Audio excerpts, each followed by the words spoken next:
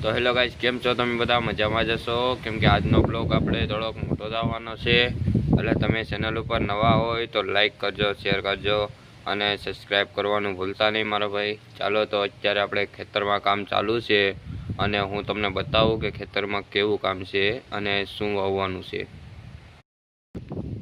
આમાં આપણે આવા કાળના ઝાડવા સોંપવાના છે, એટલે નળી જેવું પાથરેશ અને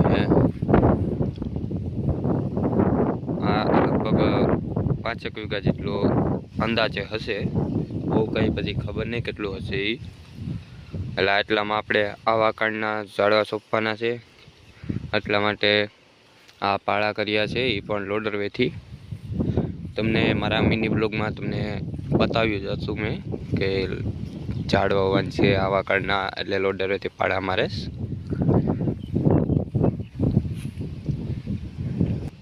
આ મારા પપ્પા અને ઓલા પરે છે એ એક મજૂર છે. અત્યારે આપણેના 10 દાડિયા હતા, અત્યારે સવારના પોરમાં બધું લેવલ કરી નાખ્યું છે. અત્યારે તો 12:30 વાગવા આવ્યા છે, એટલે આગળ દાડિયા બધા જમવા આવી જશે. આપણે તો કોઈ દી આવા કાળનું ઝાડવું જોયું નથી અને નામ પણ મેં પહેલી વખત સાંભળ્યું છે.